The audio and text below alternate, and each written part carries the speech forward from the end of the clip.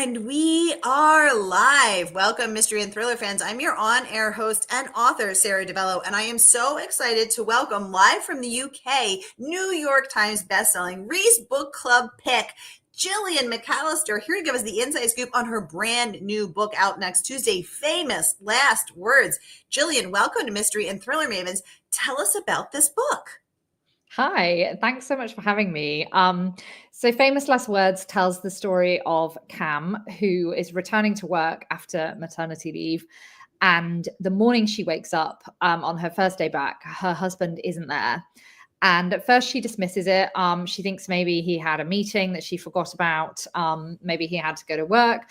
And she gets to work and she sees on the television in the foyer of the literary agency where she works, a breaking news alert that says there's a hostage situation developing just down the road from where her husband works. She dismisses it again, although privately she's worried maybe he's caught up in it, though she thinks this is outlandish. And then the police arrive and they say, we're hoping to speak to Cam. And they take her into a meeting room and they tell her, your husband is caught up in this hostage situation, but he is not one of the hostages. He is the gunman. And this tells the fallout of that day in Cam's life.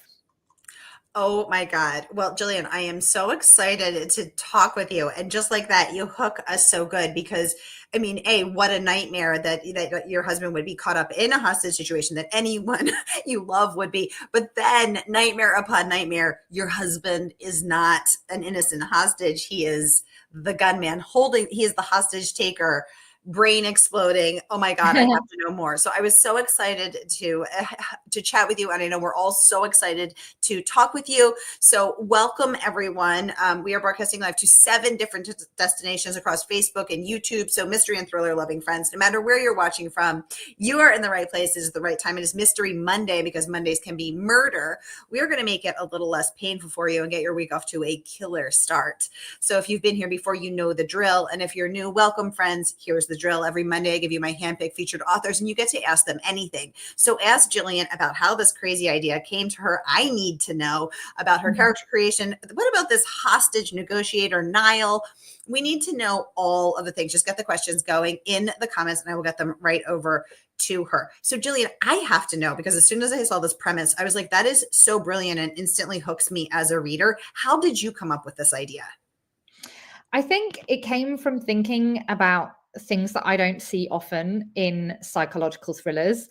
And there's a whole unmined area of like the hostage situation. And, you know, you see it in a movie like Die Hard. But I had never seen it done in the kind of female-led fiction that I like to read. And actually, there's enormous emotional stakes in a hostage situation.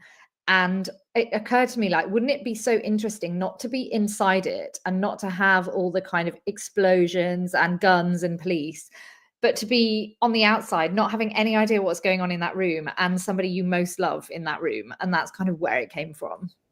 So exploring one of your nightmares in a always. Exactly. One of all of us. Like, I fear being kidnapped, being held hostage. I always think, what would I do? And you're so right. We don't see that in a female-led situation. We see that in, the Liam Neeson Taken series. Yeah. We see it in the male-led and male-written series. Why do you think that is? I think that historically, as in a couple of generations back, these jobs belong to men. The police would primarily be male and they would be investigating. And it's funny you say, my next book is about an old-fashioned ransom, because it's another thing that I've just never seen, done in kind of a relationship-based thriller. And it's about the fallout of a marriage where they receive a ransom that asks them to do something unthinkable and the husband and wife disagree. And their child has been kidnapped, so her life is on the line.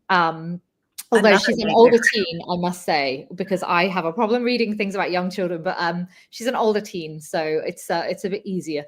But yeah, I think it probably is from that. And then obviously, like in all careers, there were probably more male writers for a long time.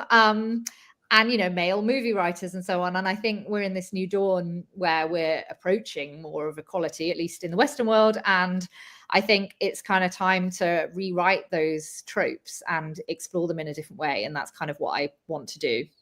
Well, I love that. I love taking a familiar trope that is, known and beloved, and turning it on its head and making it female led, making it female driven. What a fabulous idea! Which is one of the immediate reasons I knew I had to interview you. And the second reason that I was just telling Gillian right before we went live is that the idea that a woman is sitting out, is at her work, just innocently having dropped her daughter at daycare, innocently working her way through her day, and her life is upended by the most unthinkable news, was so intriguing to me, because that is what happened in real life to one of my real life characters in Broadway Butterfly. And that was the scene that hooked me into the whole story. The idea that there's a woman just minding her own business and having her life completely upended in the most unthinkable way. How did you get into that mental mind space of Cam in that moment? I think I wanted to, having become a parent myself during the writing of this book, I find one of the most interesting things about parenthood is that it doesn't stop for anyone. And actually having no headspace to juggle anything is such an interesting place to put a character in when you throw them such a curveball. Because actually, a mum dropping her child at daycare for the first time has zero headspace, because that is such an emotional, like, whiplash thing to do. And it feels, freeing, but also unnatural. It did for me anyway. I felt like, oh my God, how am I going to get like somebody else to just take care of this creature that I've been nurturing by myself? And I think I really wanted to kind of explore how those emotions interwove.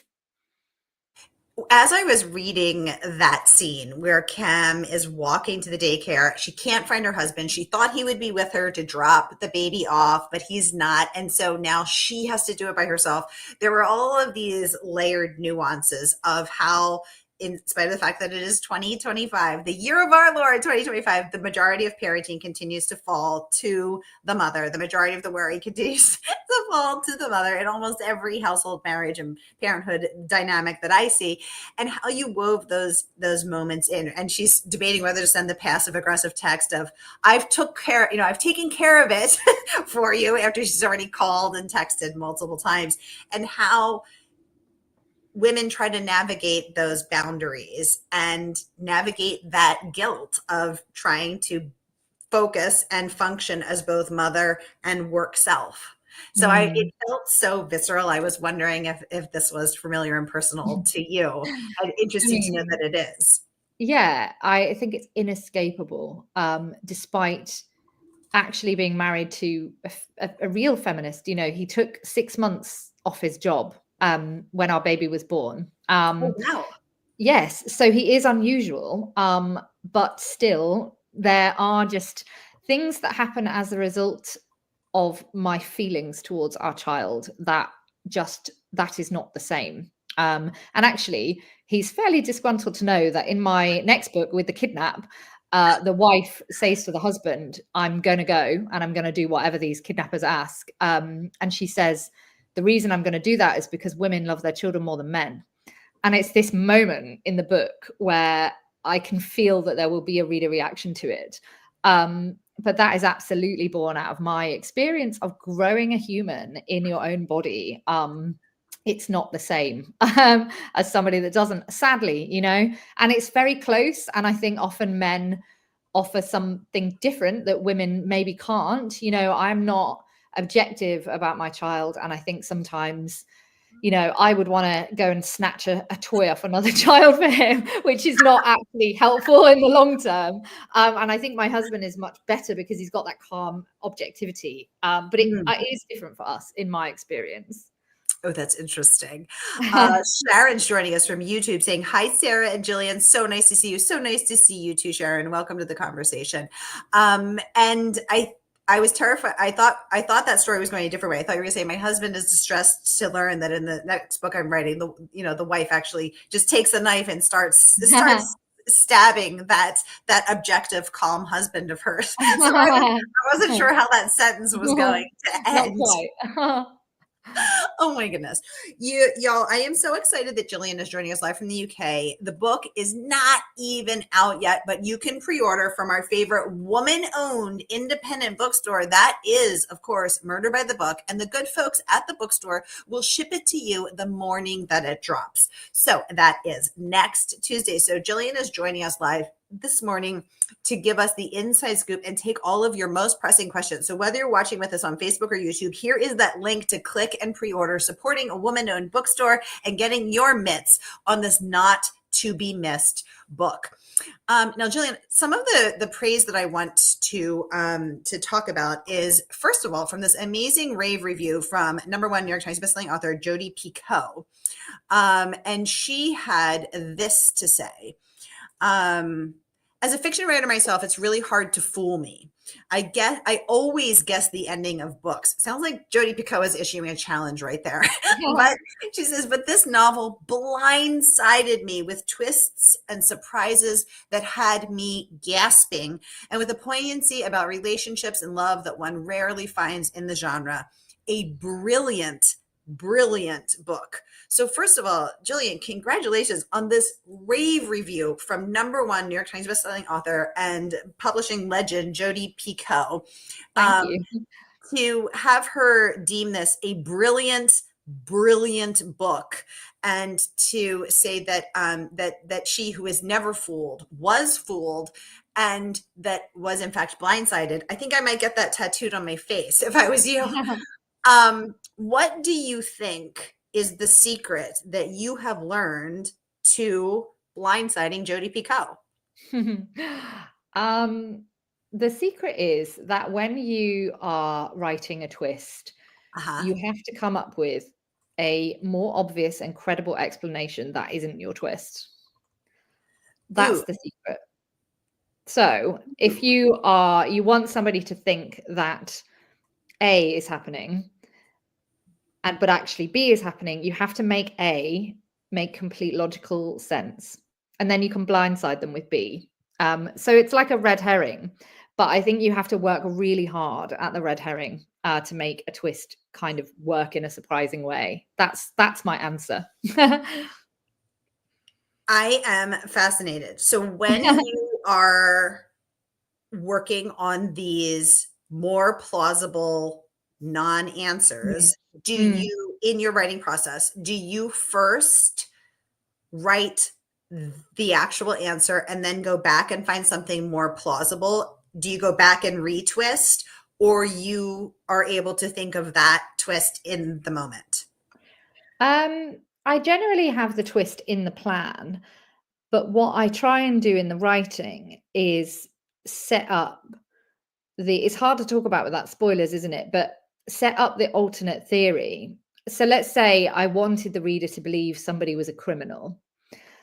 I would provide lots of evidence that they're a criminal. And then I would do the rug pull that they're actually not a criminal, or whatever it is that I'm working on. And with each draft I do, because I do a lot of drafts generally, I would try and bolster that theory. Yeah. So in one of my books, Wrong Place, Wrong Time, somebody is undercover and you don't know who it is. And what I did in that was offer a theory that I let the reader run with, that it was somebody else. And so then you're going with it and you think, okay, this makes sense. And therefore you don't question it. And then you can pull the rug out from under them. Ooh, I like the specificity on this. I'm very specific. When people ask me writing questions, I'm like, this is what I do. I love that, because I ask this question of almost everyone I interview, and I can say that I think 450-ish interviews in, no one has provided that level of specificity. And I want to thank you, Gillian McAllister. Well, I mean, it is I'm writing my 11th book right now, and it is a craft, and you do learn some tangible things along the way, I hope. What else have you learned as a tangible thing along the way on now book 11?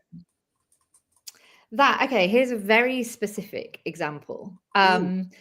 If you're going to provide the reader with an anecdote that you want to be emotionally resonant, you have to seed that anecdote. So here's a perfect example. In my next book, two people end up lost in a desert, as it goes, is part of the book. And what I wanted to do was they have no hairbrush. They're both female, they have no hairbrush. This is actually really like annoying situation for them. And they reference having once forgotten a hairbrush on holiday where they used a fork. But actually, Like the Little Mermaid. exactly. But if you reverse that, so first of all, you somehow in the book seed in the anecdote about using the fork on holiday. When they get to the desert and they have no hairbrush, they look at each other and one of them says, we could use a fork. And it's much funnier because you've already laid the breadcrumbs for the reader. So that's a thing I've learned, is like an anecdote hits harder if the reader already knows the detail at the time you want to use it. Ooh, I love that. I love that. That is really good. Thank you so much for You're so these welcome. It's something I come examples. back to all the time. Like, then you don't have to tell them what to feel because they're already feeling it. I think in comedians, they call that a callback. When you call Yeah, back that's to right. the first time, and that, yes, exactly, and that is sort of like a level, a master level of comedic genius, where you're able to set this moment, create this moment with the audience, and then the more you refer back to it, you're creating the shared moment of Yeah. community. Yeah. And so I love that you're using that same technique. Yeah, I guess I And I am. And think it's that much easier in fiction because you're not live, you can multiply go back and feed things in. Oh, wow. I love that. This is so enlightening, Gillian. Thank you so much. You're Um, welcome. I'm somebody that struggles with it. So I feel like I do it quite consciously and I learn things that help later because I do naturally find it quite difficult to write a book, I think. do you? On Yes, book 11, is definitely. it still as hard as it was on book 1? Actually, I think it's harder, which is In a what bit way? depressing. Yeah. Um, it's harder because everything I think of, I've already done. When you've written 11 novels, you have a big backlist, and it can get really difficult to think of original things. So I interviewed Patricia Cornwell, who's 36 books into the Case Wow. Scarpetta series. And I said, I had the same question, and also Lee Child. And, and also I just interviewed Jonathan Kellerman, 48 books in. How are you still doing this? How are you Yeah. still creating? How do you still keep it fresh? And I think Yeah. that would be so hard for me because every time I would think like, oh, I'm being so clever. Oops, I was Yeah. clever 5 books ago. So that is good to know. So how do you regenerate your creative energy? Um, well, I think sometimes I read a lot of books that are similar. And I watch TV because I think TV often has quite original takes on things. Like it will explore, like I recently watched something called The Bodyguard, and I've never explored the notion of, I the just danger watched of that bodyguards. Oh yeah, it on was good, Netflix. wasn't it? Yeah, so good. Yeah, but it's like it's a topic, isn't it? Being a bodyguard, and I think that's really original. So that is how I replenish, but it is difficult. And I think I find that the planning stage of each novel actually is taking me ever so slightly longer just because I have to sift through those things I've already done. The perfect answer in a way to why Luke does what he does is something like witness protection, because that would explain strange behavior. Like, it would explain having enemies, but I've already done a book about witness protection. So that was immediately off the table. And I am one of those people who doesn't want to do the same thing twice. So it is making it harder for myself. And, you keep having to refill the well, I guess, with other things, which does help. Exactly. Yeah, exactly. Well, whatever you're doing, it is working because number one, New York Times bestselling author Leanne Moriarty said only a Gillian McAllister thriller can make your heart race and then your heart melt from one page to the next. I am a devoted fan, and I was so interested in that blurb because Jodi Picoult also had mentioned your ability to create very compelling complex characters that you care about. And I think sometimes that's lacking in thrillers, because I'm noticing a trend where it's almost like who can create the twistiest of the twists and the most unbelievable twist. And the danger in that is that it can get to a point where it strains credibility, or can become incredulous. But I think when you have a character that you care about, who, for instance, Cam struggling with being a new mother and trying to do it all, and handing her daughter over, but then also being this self and that self, it resonates with a heartfelt component. What do you think the secret is to doing that? That's a great question. I think it's the idea that you can do both. It doesn't take away from the thriller elements to have people you care about. And I agree, we've all read a thriller where somebody's in peril, but that's their primary characteristic. And I care way more about a character if I know if they're messy, or if they're always late, or if they're, like to take charge of social occasions, or, whatever the character traits are. And I think actually, if your reader cares more about the characters, you can do less plot, and the plot will just mean more. And I think actually, there's one twist in All the Colors of the Dark by Chris Whitaker, but it knocks your socks off because you care. And I think there's a lesson in that sort of wholesomeness, quality to the book. Oh, that's so interesting. I hadn't thought of it that way. But yeah, I think when you do care about them, you're as a reader, I'm more invested when I absolutely. when I can relate to them, when I care deeply, when I'm concerned about them. Lisa Jewell deems this an incredible, gripping, a thrilling read. Just the reviews just keep coming in, just praising this book. Sophie Hannah, who's also been on the show and who is a writing teacher at the mystery program in Oxford, if memory serves, deems the book completely addictive. I was as desperate to find out the truth as any of the characters in the book, if not more so. So there again, Sophie Hannah, bestselling author and writing professor, talking to that ability to create a reader that is as invested as the characters. And I think she is as invested because the characters are that relatable. So I wanted to be sure to mention that. You guys, the book is not even out yet. Gillian is joining us live from the UK to give us this exclusive sneak peek into her process, into the characters, into the story. And you can pre-order from our favorite woman-owned independent bookstore. That is, of course, Murder by the Book. Here is that link again to pre-order, and the good folks of the bookstore will ship it out to you next Tuesday as soon as it drops. Okay, let's get into some of our audience questions. Sharon is joining us live from YouTube. She wants to know, Gillian, would you consider writing a series, or have you already? I never have, only because I like to put my quite ordinary characters in an extraordinary situation. And so far, I've never had a call for a sequel, because I don't want to kind of have a second book where it's like, and then something else extraordinary happens. So far, no, but never say never, because you just never know where the creative instinct might kind of lead you. Ooh, I like the answer, leaving it open to future possibilities. We had a few people submit questions in advance who will be watching with us on the replay later. First from Judy, who was the hardest character to write and why? It probably was Luke, actually, because he is off the page, and necessarily so, because if he were on the page, he would have to reveal his secrets to the reader. I don't really like it when a character who narrates withholds information unless they have great reasons, like they are, they had a blackout, or they are in a coma, or, naturally unreliable, rather than just not telling truth. So I couldn't have him on the page in a way that is recognizable.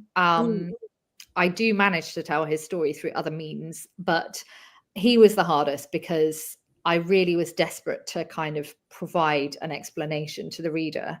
But I had to keep him off the page. Yeah, because that's something I've wrestled with as well is you want to play fair with the reader. So I Yeah. don't like it when there is, when a character is there but not telling the truth. Mm. I personally don't love an unreliable narrator. But so you have to keep it on the page. But then the challenge does become how to tell their story while they are off screen or off the page. Follow up question to that: you do have. I thought you might say.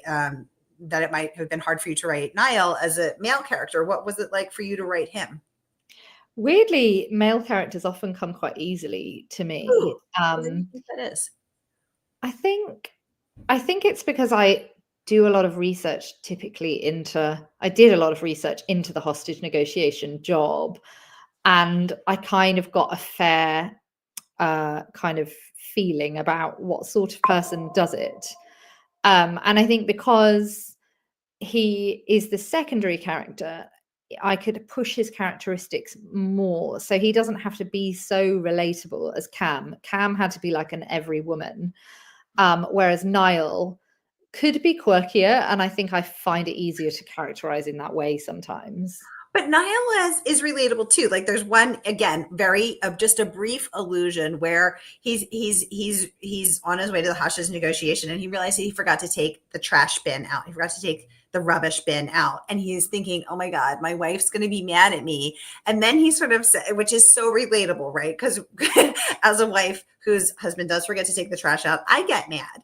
And Mhm. so it was so interesting for him to think like, oh, she's going to be mad, and then to think, oh, there was something so I thought, oh, that's so relatable because here's this ordinary guy, well, in an extraordinary situation, but he's worried about ordinary things like the Mm. trash. But then he secondarily thinks, oh, people think that hostage negotiators are these masterminds, but really they're everyday humans who forget to take out the rubbish.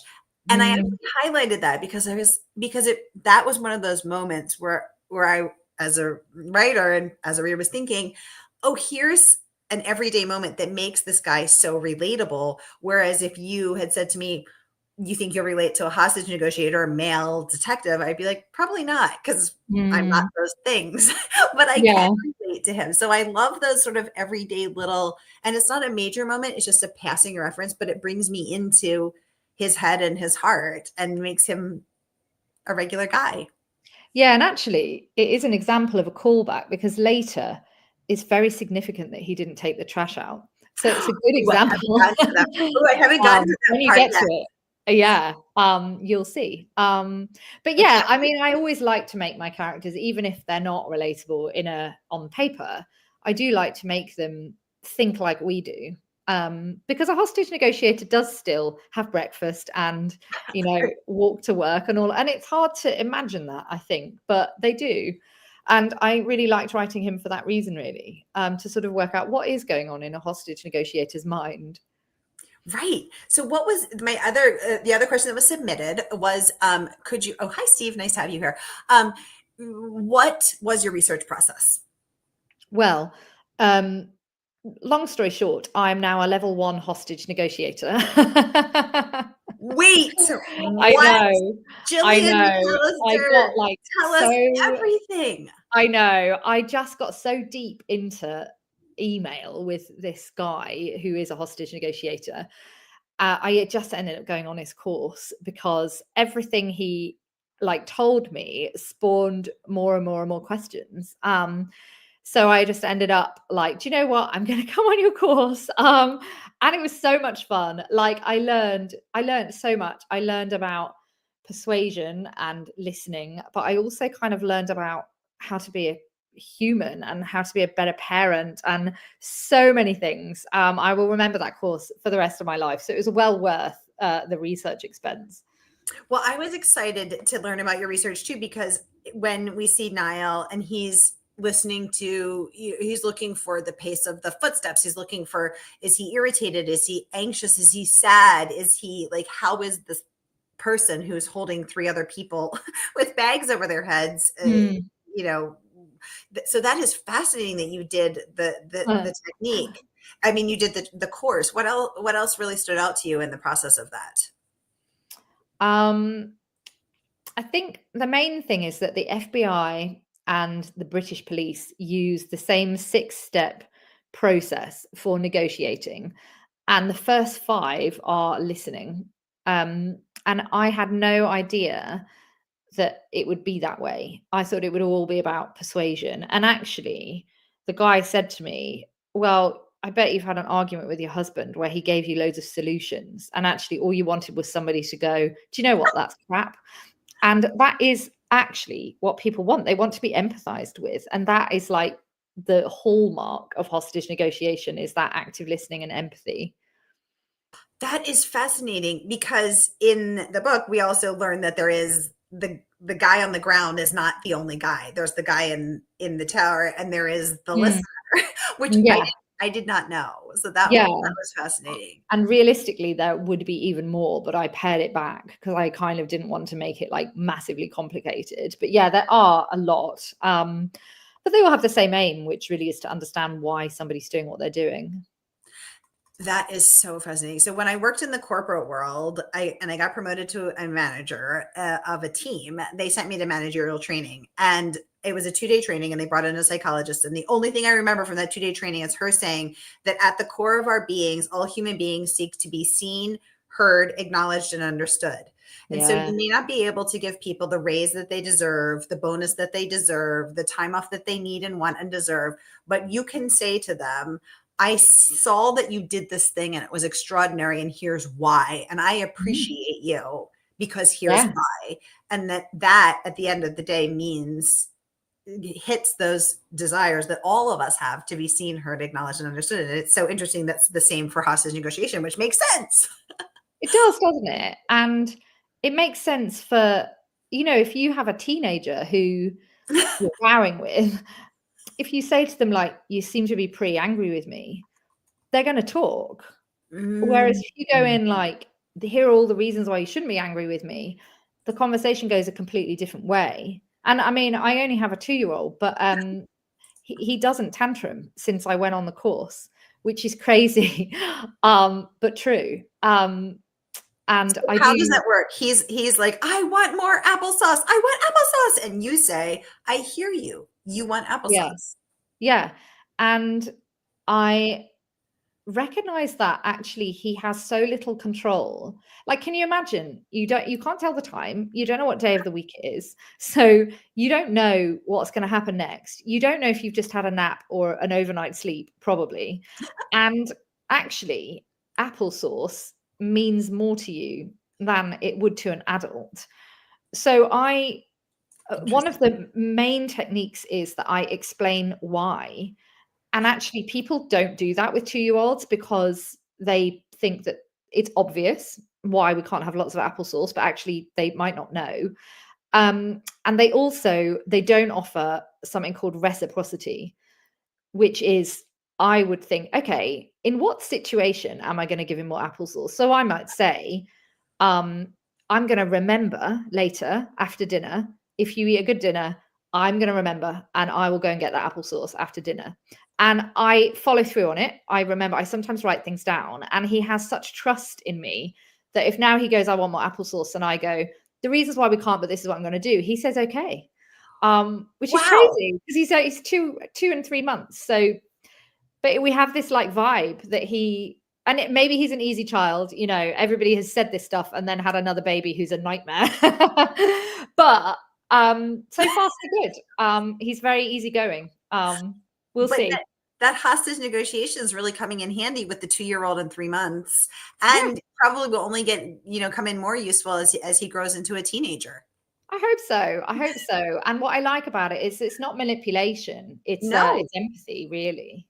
Margaret Pinard joining us from Portland saying, oh my goodness, really? Yeah, the bouquets of flowers, of hearts and likes going up on Facebook. It is brilliant, right, Margaret? I'm going to start using that in business and also in negotiations with my husband, who's going to do the dishes.